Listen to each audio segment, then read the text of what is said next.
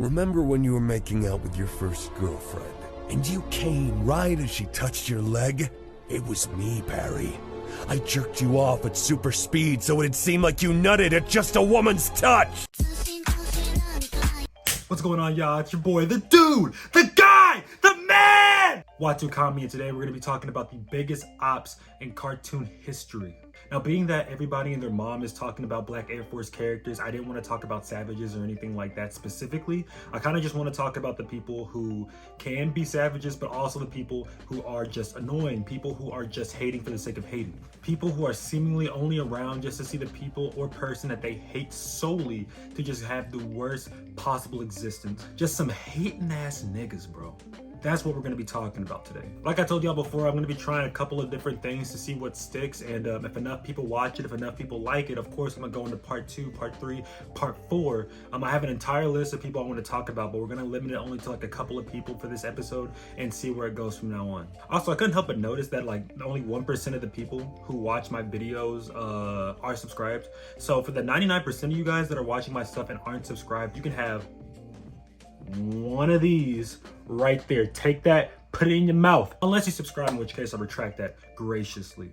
So yeah, without any further ado, let's get into the video. First off, honorable ninjas. First off, honorable mentions. We're gonna be talking about these two old niggas from Flapjack. Now, normally I wouldn't talk about these two in a video like this, but I feel like I have to because of one scene that happens. So to give you the context, Flapjack and Knuckles were doing their usual thing of causing some mayhem, causing some trouble, you know what I'm saying? They're running around, they're trying to look around for a way to escape from these big Minotaur bitches, bro. Because Flapjack and Knuckles had stolen their lipstick for Bubby's birthday. They needed to get her something, and I guess they waited till the very last second to figure it out. So as they're running, they end up coming across these two old men that are bickering inside of some quicksand. So of course, Flapjack, wanting to figure out what's going on, he asks them, why are they here? And it is quite possibly the dumbest thing I've ever heard in my entire life. Basically what happened was they were once adventuring buddies, and as they were out to sea, they ended up finding a chest that said property of Candied Island, which came with a chest and a key, one grabbing the chest, one grabbing the key, and they were so paranoid about each other,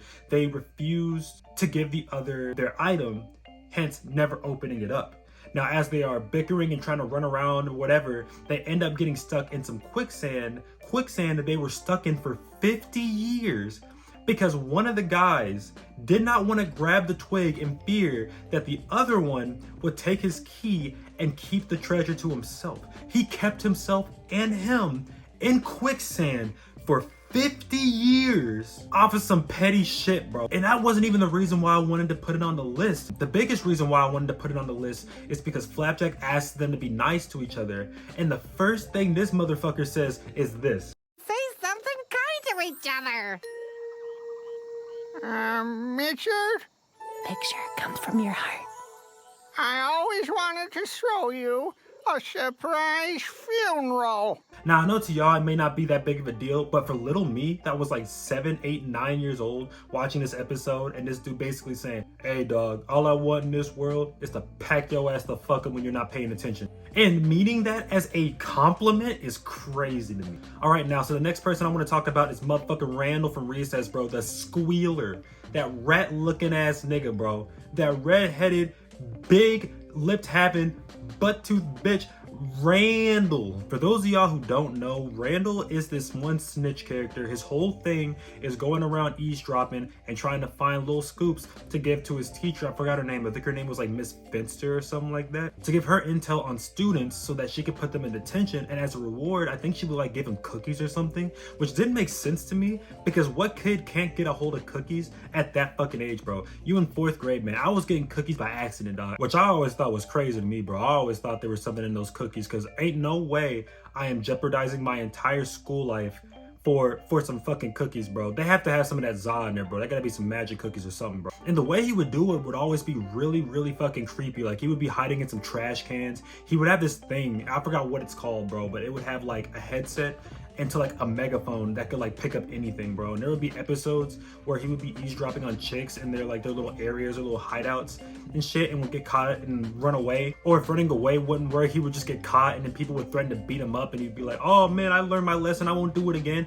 only to immediately do it again the next episode. And the way I feel talking about him was exactly how everybody else felt talking to that dude in that show, bro. Not one person wanted to be his friend. There were a couple of times where it looked like he might gain one, but then he would immediately fold and start snitching again, and then nobody would want to be around him, bro. I wonder what he's doing now. He's probably a teacher, bro. I wouldn't be surprised. Nevertheless, it does take a lot of hate to be hated by your entire class, but it takes another worldly amount of hate to be hated by your entire school. So for that being said, that is why he is on this list. The next person we're going to be talking about is a long-running op from the Fairly Odd Parents. Somebody who's been around since day one and who has been annoying a certain person in that show for the longest time. And if you thought I was gonna say Vicky, nah, B, we ain't talking about Vicky, not for this episode, but we talking about that motherfucker Dinkelberg, dog. Now, of course, all you Fairly Odd Parents enthusiasts are probably gonna sit there and go, hey man, there was an episode where they talked about this and Dinkelberg's actually a nice guy. But I, for one, know gaslighting when I see it. You guys cannot tell me that Dinkelberg was not piping down Miss Turner, bro. You cannot say Dinkelberg wasn't going over there making dude's life a living hell, bro. That dude is a freaking menace and needs to be dealt with accordingly. Now, in that episode that people bring up to dispute this fact, they talk about how Timmy and Dinkelberg are actually pretty cool friends at the end of it. Nah, bro. The first thing you want to do to break down a family is to get in close with their kids and then get even closer with their wife, dog. And after befriending Timmy, you can't tell me that Dinkelberg wasn't burying his dinkle all up in Mrs. Turner's guts, bro. That just was happening. Next up, this motherfucking Squilliam Fancy son from SpongeBob SquarePants, man. You knew I had to talk about this dude. Like, he's been hating on Squidward since day one.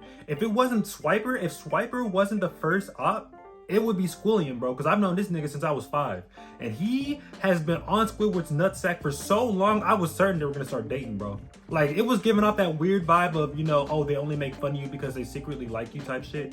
Like, all homie would do was just talk shit about how Squidward is middle class and that he'll never be top class like him, which never really made sense to me, because if you're such a higher class than Squidward, then why are you spending all your time trying to prove to him that you're better, when if you're better, you're just not going to pay him any attention? In fact, him paying Squidward attention has only emphasized how much better Squidward is than him. Now, let me give you an example, bro. Squilliam was trying to make Squidward feel bad for working cashier at the Krusty Krab, which, might I add, is the most lucrative restaurant in the entire Bikini Bottom, but that's neither here or there. And Squidward said, all right, bet, bro, if this isn't enough for you, you need a 5-star restaurant, I got you. And with help from SpongeBob, got a 5-star restaurant built within a span of a day, just to shit on Squilliam. And another example is that one marching band episode, which, might I add, is the best episode of SpongeBob, no competition, where Squilliam was making fun of Squidward because he didn't have a band or something. I forgot what the premise was, but basically Squidward put up an entire marching band together with help from SpongeBob, Patrick, and some of the other guys, and ended up putting on a big ass, crazy ass live performance for the halftime show.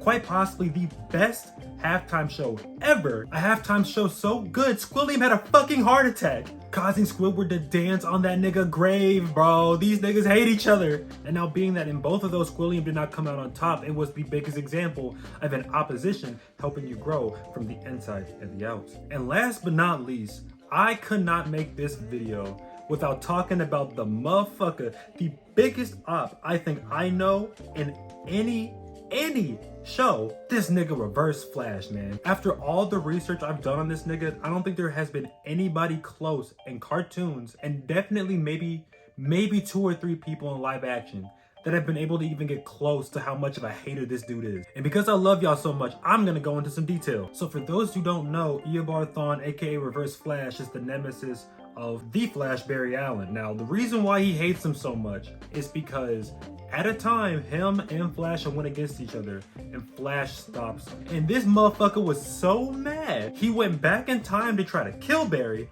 only to realize, well, if I kill Barry, then I have no reason to kill Barry, therefore I won't exist, basically. So what he starts to do is go back in time and makes Barry's life a living hell, i.e. but not limited to murdering the Flash's mom and pinning it on his dad so that he has to go through his entire life without his true parents. He went back in time and fucked up Barry's pitches whenever he was in baseball just so he would lose every single game. There was one time he was going down into the basement to grab something as a child and he tripped him so he'd fall down the stairs and break his arm. He killed his friend Doug because he didn't want him to grow up with a best friend because that would mean he would have something positive in his life. While beating his ass in the movies, this man sat down behind him and gaslit the dog shit out of him, bro. He said, "You didn't save JFK.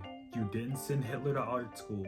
You saved your mom." Now, if you know the movie that I'm talking about, there's a lot of stuff that changes because he saved his mom. Like, Bruce dies instead of his parents, and his dad becomes Batman, his mom becomes like the Joker. Aquaman and Wonder Woman have like an affair, and they end up going to war because Wonder Woman ends up killing his wife or something like that. It's crazy. And all this happened because he saved his mom when he could have done different things throughout history to probably save millions of people. He made Flash run on the cosmic treadmill, reliving his wife having a miscarriage over and over again. And quite possibly the worst thing he has done out of all of that was that while he was beating his ass and explaining to him all the bad things he's done to him, he says this. Remember when you were making out with your first girlfriend, and you came right as she touched your leg? It was me, Barry. I jerked you off at super speed so it'd seem like you nutted at just a woman's touch. You need to leave! Did you hear what that nigga said? He hated Flash so much that he said he helped him bust up just to embarrass him in front of a girl, damn near permanently ruining his self-esteem going forward. Now, granted, technically that one's not true, but would you really put it past him to do that? Like, for real, after everything I've told you guys about this dude, do you really think he wouldn't be past doing it if he knew that it would fuck up Barry? Now, what's wild is he's actually done worse things to other people, but it's not a video about him and other people, it's about him and Flash. So, you know, I'm gonna keep it there. If you want to know anything more about him, you can go and watch Sensei's video. I'll have a link in the description down below for you to watch if you want to. But yeah, y'all, that's basically it. Those are the ones I have for this video. Like I said, if it does blow up, I will be doing more videos like this. That being said, your boy has to get back to the lookout to start finding some other things to talk about to get this channel up to 100,000 subs. So yeah, without further ado, I'll see you guys later. Peace.